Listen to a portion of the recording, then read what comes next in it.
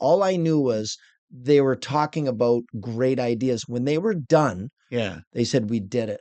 And I said, well, what did you do? They What said, did you do? we re-engineered it, that Yeah. we believe we can build it on budget, Yeah. and it'll be much stronger than the original design. This Yeah. is going to last for centuries. Yeah.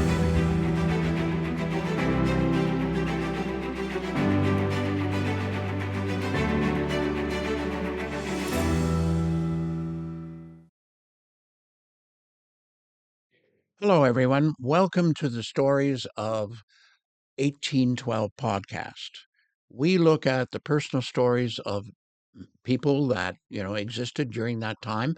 And some of them did remarkable deeds. And so we want to remember those. We also talk to people who are custodians of that history. And today we're very happy, very honored to have with us the mayor of Niagara Falls, Canada. I better say Canada, right? I won't forget. And he has certainly been a custodian of the War of 1812 heritage. And we're going to talk to him about that. And we're going to talk about some other things too. So, by way of introduction, Jim, and you tell me if I've got this right. So, Mayor Jim Diodati, That's right. and hopefully I can call you Jim. You sure can. That's my name. Okay. Is currently serving as the 23rd mayor of Niagara Falls, Canada. We're going to have some American listeners as well. And he's been mayor since December 2010. That's right. And before he was elected mayor, he owned and operated several successful businesses, I did. including a direct marketing, web-based, Yes. right? And what I like about your bio, this is only a personal favorite, is that you brought the Sleep Cheap Charities REAP program into effect. Yeah. Because I've taken advantage of that, and that's what you book a hotel room for $1, and maybe you could just tell us that. Yeah. Yeah. So Marinus, yeah, the way that worked, we started that, that started in 2004. The first year, that was the centennial of the city of Niagara Falls. So we thought, I made a comment to the mayor at the time, and I said, what are we doing to celebrate 100 years? And he said, well, we have a plaque going up and a book. And I kind of made fun of it. And I said, seriously, if I live to be 100, don't run my birthday party, because that sounds pretty lame. And he said, well, maybe you'd like to be in charge of it. So, I opened my mouth just to change feet. And I thought, oh boy, I better follow through. So I did, I put a team together, and all the theme was 100, 100-cent hot dogs, 100-cent rooms. Everything was 100. And it was so successful. In fact, after the event, some of the hoteliers who sold their rooms out in minutes had, of course, who wouldn't pay 100 cents for a hotel room? Yeah. They said, are we going to do that again? And I said, well, we're not going to do $1 room. That's ridiculous. It's too, So anyway, we decided, we came up with, a reasonable price that was more in the area at that time of, $35, with 100% of the money going to local charities.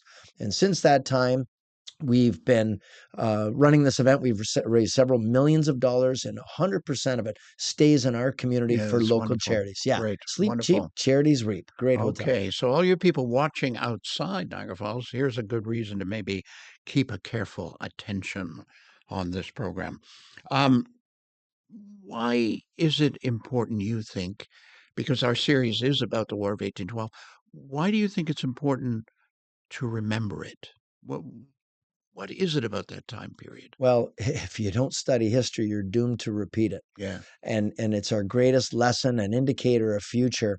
And there's been so many incredible lessons that we've learned, unfortunately, the hard way. And many people have died, and there's been many atrocities. But and something I always say, even when bad things happen, good things can come out of it. And even with wars, of course, you don't necessarily celebrate the war as much as the outcome being peace. And I know you mentioned 1812. Yeah. And I mean, what a wonderful example for the rest of the world, where 211 years we've been great friends and allies. Yep. And we've shown the world how you play nicely in the sandbox. And I think as long as we know our history, we can plan our future. Right. Now, I think it would be safe to say, though, that historical tourism, particularly in Niagara Falls, is not the first thing that people see. No. Because they go down like they did with the eclipse, right? So that's what we're going to probe into. So Mm, we're not going to talk about the regular things mhm. when you think about Niagara Falls. We're going to talk about some of the historical things. And there are some, let's say, remarkable sites in the city of Niagara Falls, Canada. And we're going to talk about a few of them. Um, Maybe we could go into that a little bit before we look at them individually. What do you consider your role to be when it comes to be you and council, when it comes to be preserving that heritage or promoting that heritage? I see myself as chief brand manager of the Mm, brand of Niagara Falls. mm, And it's a brand I never truly appreciated growing up because I took it for granted, like most people that live around here, that we just happen to live right next to one of the great natural wonders of this world. mm, And we sometimes see it as an inconvenience. If you drive down, you'll get mist on your car. A lot of tourists is busy. But when you travel around the world, you realize people get emotional talking about it and thinking about it. mm, So for me, it's talking about that great natural God-given wonder, mm, talking about the history of why we sing the national anthem that we do, mm, the great history of two great nations and the confusion.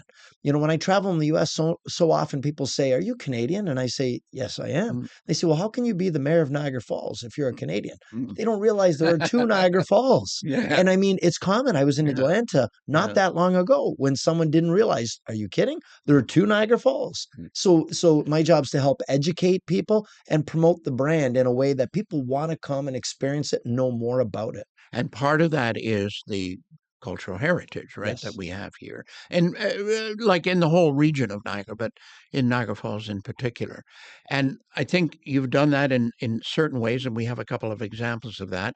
But I think just as a lead in, there's more than just the battlefield of Lundy's Lane and the Drummond Hill Cemetery. We're going to go there. I just want to mention that there are some other ones.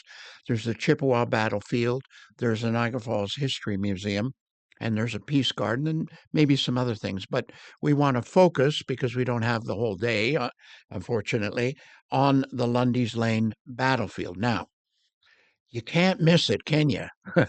Because there's a big sign there, and that was about 10 years ago, I think, that you Yes. put that up. Yeah, yeah, So that was an interesting yeah. story. So, I was speaking with a lot of historians. I even had a suit made that Mm, represented what a mayor would have worn or a civic leader would have worn back in those days in the 1800s. I had a full outfit with a top hat, and it was pretty neat. And mm. we had a lot of special events, federal events. But then when it was all over, we were wondering, what's the legacy going to be? Oh, so this was after the bicentennial then? It Yeah, was. oh, wow. And the Okay. concern was there'd be Yeah, no legacy, no yeah, no cairn, yeah. no representation of what 200 years of peace meant. Mm, And so we commissioned, we had our staff come together, an idea, and we decided, mm. let's create this archway, beautiful archway over top of the area where the Battle of Lundy's Oh, Lane yeah, was, yeah. the bloodiest battle fought in Canadian soil. And how can we commemorate it? Mm, Well, unfortunately, the budget came in double of what we had planned for, yeah. and the council turned it down. Mm, So I thought there's no way. And I had a number of people historically tuned in say, well, you got to do, so you can't let this go. No one's doing anything. We have to. So I thought about it and I decided to call a meeting one day at City Hall on a Saturday. And I invited some people in there like Tom Rankin, who owns Rankin yeah, Construction, yeah, yeah. Steve Cohen, who owns Salit Steel, Mhm. some people much smarter than me. And I said, gentlemen, here's the problem. I need you to help me come up with a solution. So it was a Saturday. The power was out at City Hall. I ordered in some pizza, Mm, and I painted the picture. I gave them the vision and the mission, and I stood back as this magic started to happen, and you could see the ideas. And then mm. next thing I knew, all I knew was they were talking about great ideas. When they were done, Yeah. they said, "We did it."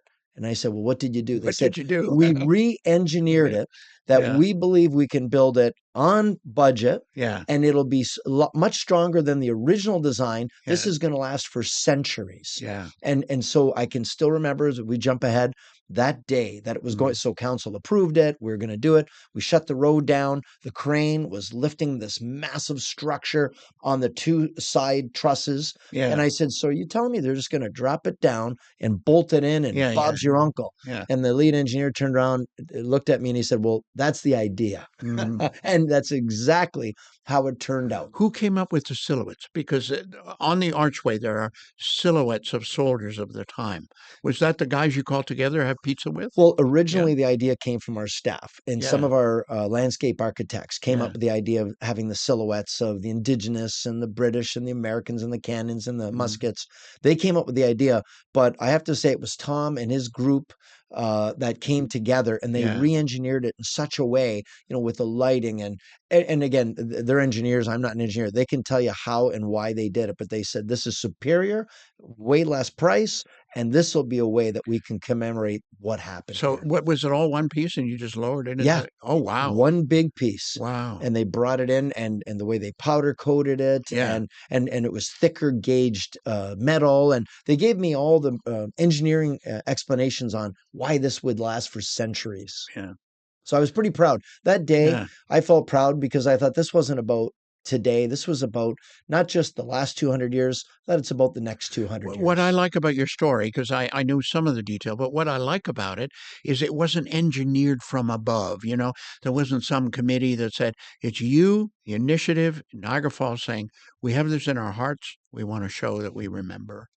That's the story I It, like. it, it Yeah. was so exciting. And one of the Yeah. gentlemen that worked for Tom Rankin, a guy by the name of Derek Costello, used to work for the city a long time ago. And another super creative, innovative, Mm. critical thinking individual.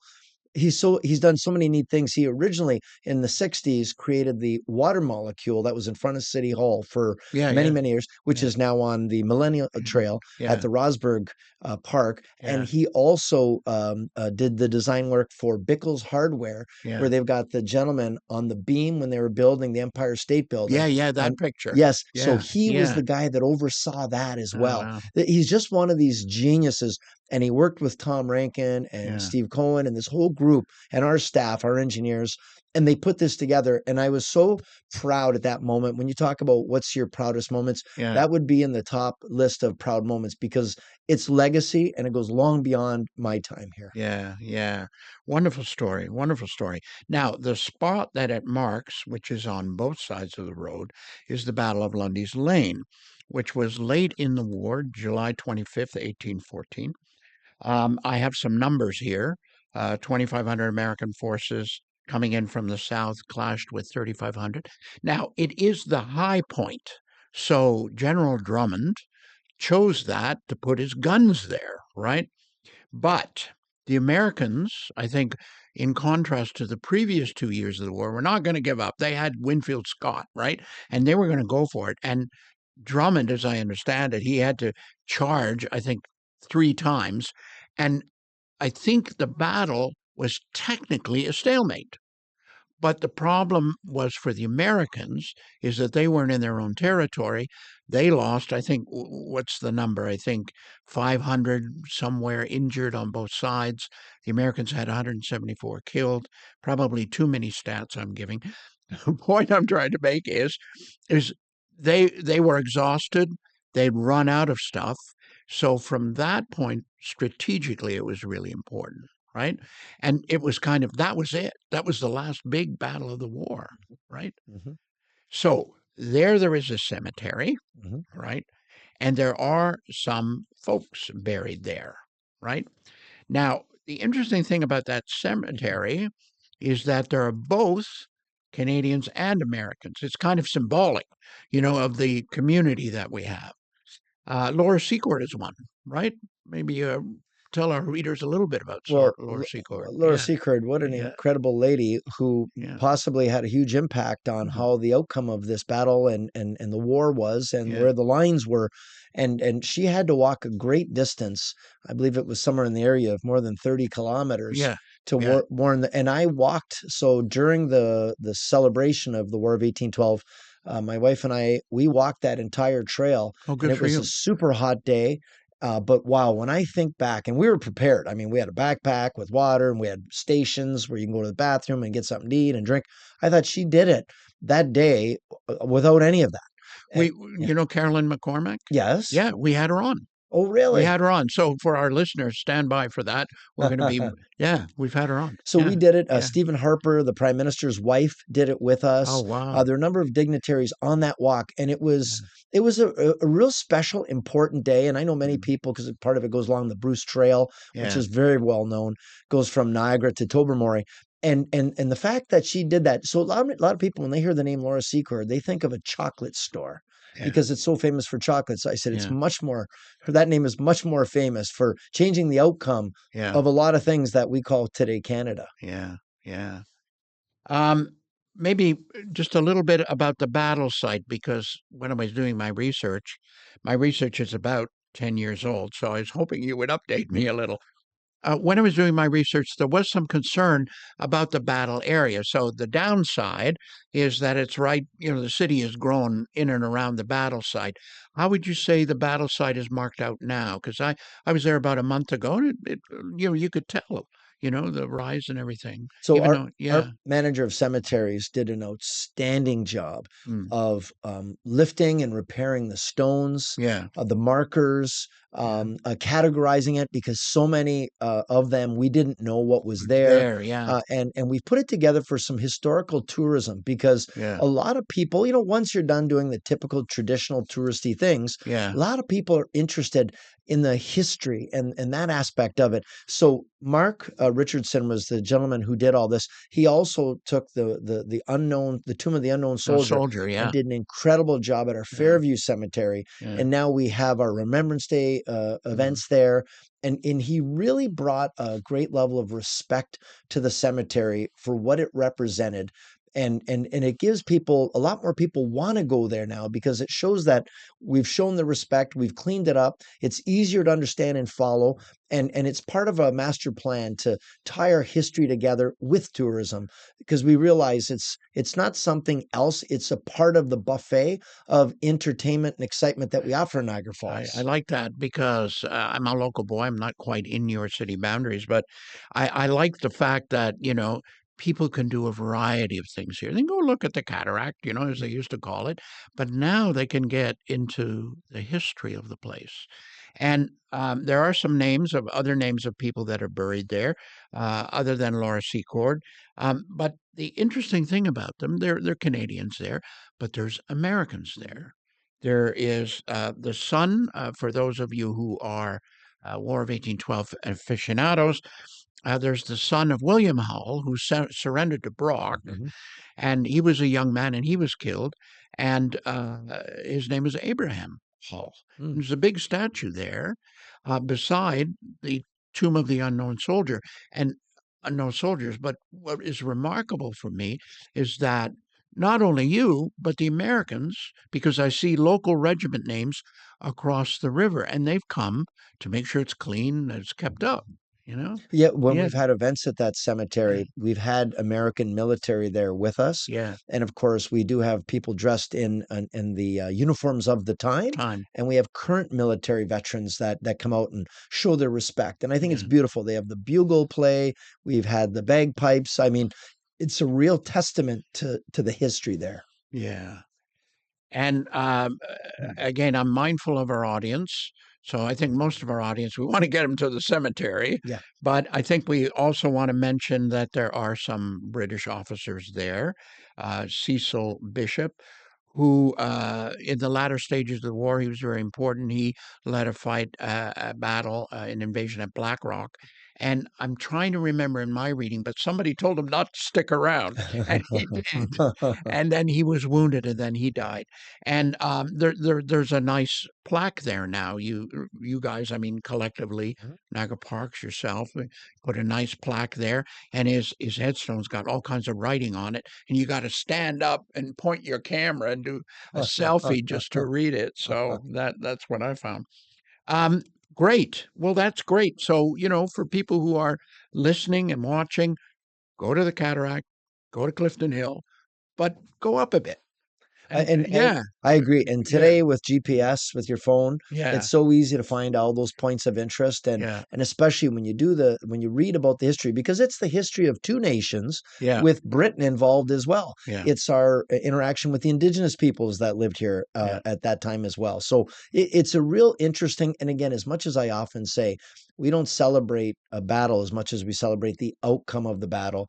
Once it's over, and especially the part I'm most proud of is that it's been 2 centuries of peace yeah, between two great yeah, nations with intertwined economies and yeah, families and friends on both sides of the border. And yeah, I think it's a beautiful outcome, yeah. that went from warring to To friends. friends. Yeah. Yeah. We're going to get back to that in just a sec, but we don't want to leave out some of the other sites. Some people will say, oh, I'll come up, but there's some other sites. There's also another battlefield, which is a little outside the city, Mhm. Chippewa Battlefield, which the Battle of Chippewa is just before the Battle of Lundy's Lane. Mhm. And there's nothing there. There's a field Mhm. and there's a monument, Yep. but it's been kept up too.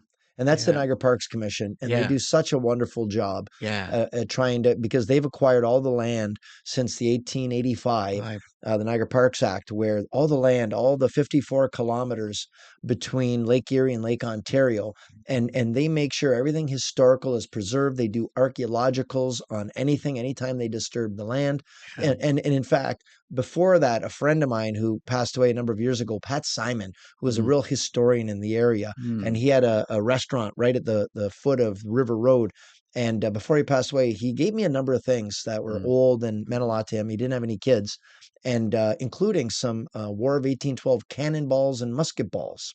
So I have them in my office, and people will often wow. ask about them. And I think these are over 200 years old. And he Yeah. said at that time, he goes, when Yeah. we were kids, when it would rain, Mm, they would come to the surface. He goes, muskets would come to the surface. He goes, we didn't think anything of it because there was so much stuff from the war. We didn't mm. think, but today, as I understand it, it becomes federal property if you do find it. But again, this area is rich in heritage, rich in the battle site, and anyone that's interested in the history, it's rich. It's worth coming to check out. And just down from the battlefield, from the arch, is the Niagara Falls Museum, Yes. which you recently renovated, I think, right? Yeah. We Yeah. did, and we added on another piece behind it. So the Niagara Falls History Museum, and here's the part that's funny Mm, because Niagara Falls is so well known for our touristy things. yeah. We sometimes forget. And myself, I have to say, a number of years ago, when I was a city councilor, I was told we're going to go meet down at the museum. And at that time, before we renovated it, and I said the museum. And when I think museum, right away, I think Frankenstein or I Yeah. think Dracula. Right, because that's the other stuff you see here, Well, right? The that's the Chamber of Horrors or well, that's whatever. just Yeah. it, and it's very Yeah. popular. Yeah. So we went to this one, and boy, Yeah. when you realize, and as a kid, again, you take it for granted. Yeah. There's so much history here. We didn't just appear one day. A lot of things had to happen for us. Mm. Even the history of, the Ice Age and what that did to create the Great Lakes. I mean, Lakes, there's right. so much Yeah. history. It's really interesting how Yeah. this area became what it is.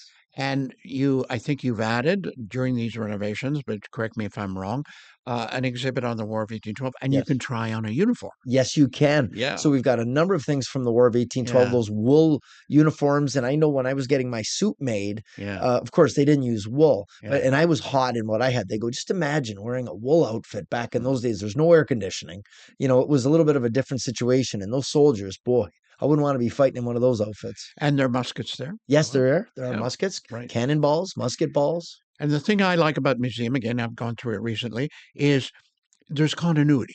You Hmm. kind of see it all, right? Hmm. War of 1812, then you go upstairs, and then you see more about how tourism developed, et cetera, et cetera. So all in one package. Yeah, it's a Yeah. it's a pretty neat thing when you'll go Yeah. there, and it just helps you understand a destination. And I find once you've done the typical touristy things, then you like to delve in a little bit more. I want to know Yeah. the history. I want to Yeah. know about the locals. Where do you guys eat? What do you guys do? Yeah. Yeah. Yeah. Well, it's all here. It sounds like and it is an advertisement, isn't it?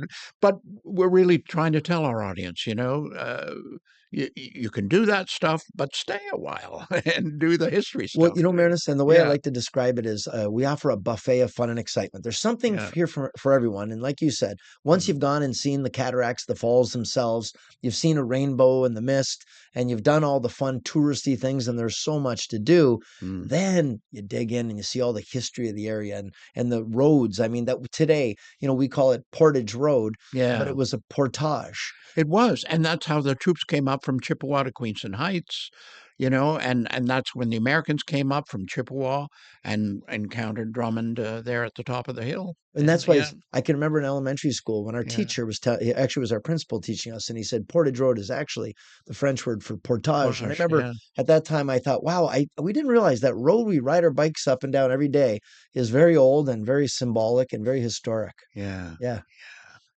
And then I don't know if we want to mention this as well. So, our viewers, this ain't everything. There's still more, Oh, a lot more, a right? lot more. And one of the things you did for the bicentennial is you developed a peace garden, and I think it's a nice, quiet little walk, isn't it, from City Hall? Oh, it's beautiful. Yeah. It's beautiful, and and again, a place to reflect. And we put Mm. a bunch of storyboards where you can Yeah. give your own self-guided historical tour of the area, and everything that happened before. Because sometimes you just show up Yeah. and you realize so much had to happen before we could get to this point. So it gives you a greater appreciation for an area when you look at something like that. So I'm just proud that we invested the money so that we'd have these legacy places where you Places. could, Yeah. yeah, you could Yeah. learn, Mm. educate, and I don't know, take have a deeper appreciation for the area. Yeah. Yeah. Right. Okay. So that brings us to today. So now back to the 200 years. And as a part-time historian and someone who, has worked in Ottawa and things like that, it really is remarkable. I remember in 1967, I believe it was, or it may have been whatever, that uh, Trudeau the Elder, Pierre Trudeau the Elder, gave as a present to the Americans a picture book called Between Friends. Mm. I don't know if you remember I that. don't. I don't. And it was pictures of all along the border and what it was like. There are restaurants in Vermont, where Mm. you go right through the middle of the restaurants. And tell us a bit about that because you've been around, for these 14 years, 15 years now. And that friendship, I think, has meant a lot to you. You're in touch with, you're on the border committee currently. Mhm. You're in touch with mayors across the river. It's kind of like a bromance, isn't it? Yeah, I'd say you're right. yeah, And myself and the mayor of Niagara Falls, New York, Robert Ray Stano, a yeah, retired judge, yeah. great man. Mm, And you appreciate that. Really, we're like in our case, we say we're one big city, Niagara Falls, divided by a border. mm, And I try to explain to people that have never grown up or lived in a border town. I said, for me to go over the river, it's no different than you crossing town wherever you live. yeah. We don't think twice to zip There are over. American cities that have a river running through them. So you say going over the river, Right. right? And in Yeah, this case, it's the Niagara River river. Yeah, and OTR over the river. And yeah. and it's funny when I talk to friends in Windsor, Detroit, Mm, they say the exact same thing. We're yeah. going over the river. And I remember when I was visiting friends there and they said, we're going to go over the river. And I thought, wow, you say the same thing. And we've got fully integrated economies. Mm, So I can tell you, I've got mm, uncles, aunts, cousins, friends on both sides of the border. I know lots of Congress people and senators, and I've met governors, and we're in regular touch. And when you go to a Buffalo Sabres game, half the fans are Canadians. yeah. And you go to Buffalo Bills game, same thing. A significant portion are Canadians. And when you come over here, it's the Americans. They love coming to Toronto. So Mm, we're back and forth all the time. We've had incredible relationships. And it's really, we're so similar. And I laugh because mm, when I travel in the US, I joke, I'll say I do speak American. yeah. And then people that haven't grown up in the border don't always appreciate that. And I'll give you an example.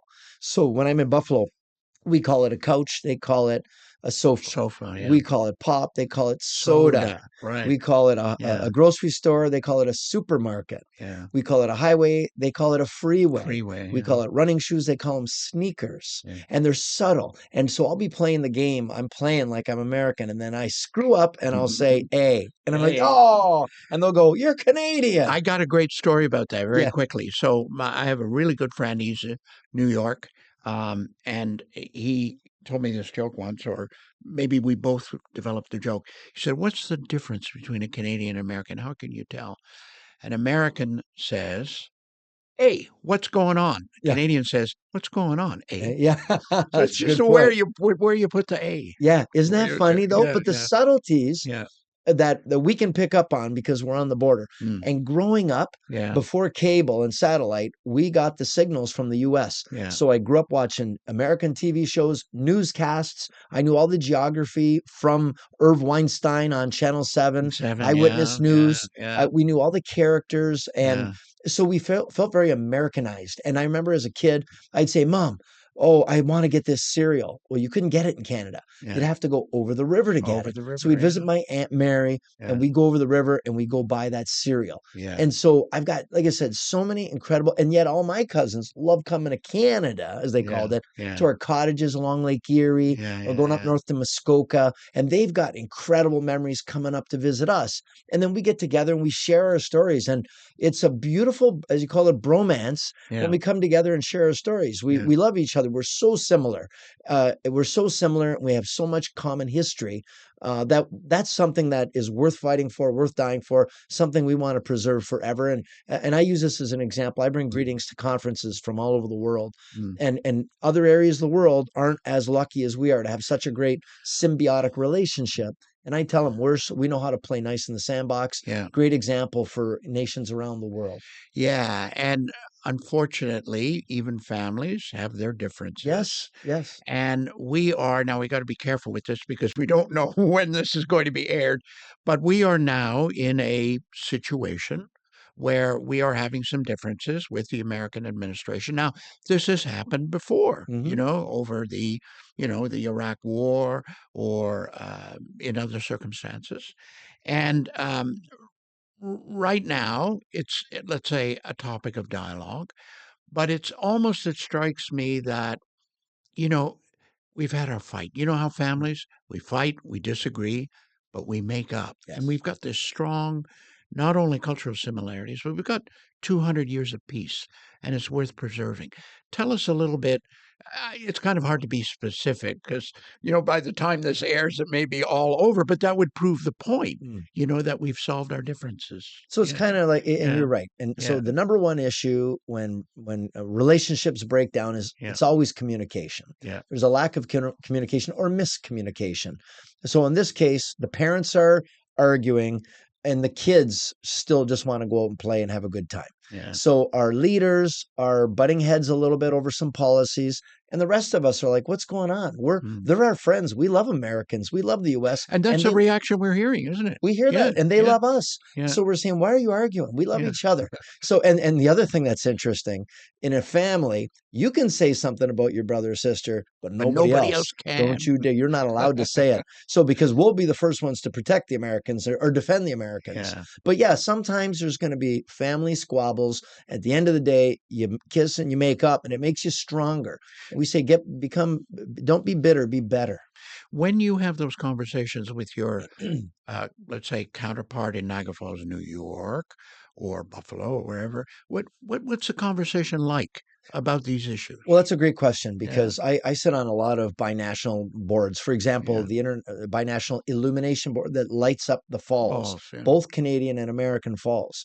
And I've received texts from some of these people saying, Mm, I'd like to apologize. mm, I'm upset about what's going on right now. And I said, listen, I'm not offended. It's just a squabble. Mm, This too, this too shall pass, yeah. and that's what I say. So yes, and the mayor of Niagara Falls, New York, we're good friends, Mm, and we just said, listen, we'll get together. We'll have some chicken wings and pizza. yeah. We'll wash it down with a beer, and we'll have some good laughs. Yeah. And that's our attitude. This too shall pass, and Pass. once again, we'll be two great nations side by side, Mm, and again, and fighting and dying alongside each other for the right cause. And yeah. that's the way I believe it's going to be going forward. Yeah. Yeah. Well, Mayor Jim, it's been fantastic having you. And I should give you the last word. I mean, are there any enduring thoughts? Because, as you say, this too shall pass. Unfortunately, I don't know how long this video is going to be around. But if someone's watching it 5, 10 years down the road, what do we want to say to them So about us? I'd say, Yeah. and this is a sentiment that my friends feel, and my friends in Canada, my friends in Mm, the US. When I go to a hockey game, or a sporting event, I sing along the US national anthem, Star yeah. Spangled Banner, and they sing our national Yeah. anthem, No and booing allowed, no right? booing, and Yeah. both of them gives me the chills Yeah. when I think about Yeah. the US and their history and how they got to become the great nation that they are, and our history and how we became the great nation that we are. And I just think that the future is bright, the best days are yet to come, Mm. and everything else is just a lesson. I like what Nelson Mandela said a long time ago. I don't lose. He said, I win or I learn. And I think we've had some great learning experiences that'll build, and every one of these lessons is another brick in the foundation of our relationship. Which we can tell the rest of the world about. So hopefully this will reach other parts of the world, man. You can have differences, Yeah, you work through them, right? And you can still be friends. you can disagree, Yeah, but you can't disrespect. yeah, It's all about respecting each other, loving each other, and I think at the end of the day, our interests are very aligned, and I yeah. think we're going to continue that bromance. Great, great to end up. So hopefully, I don't know when our viewers will be watching this, and hopefully we've now stated a very important truth that we all need to live by. Amen. Thank you, everybody, for tuning in, and thank you, Mayor Jim. It was great. Pleasure is Great. mine, Marinus. Yeah, Thank you. yeah, Thank yeah. you. And that's it for this edition of the Stories of 1812 podcast. We will see you next time. We want to thank Jim Valen, who you can't see, but who's the genius behind the controls. And who knows? Maybe we'll have another chat sometime. It'd be really great. Thank you for tuning in, and we'll see you again soon.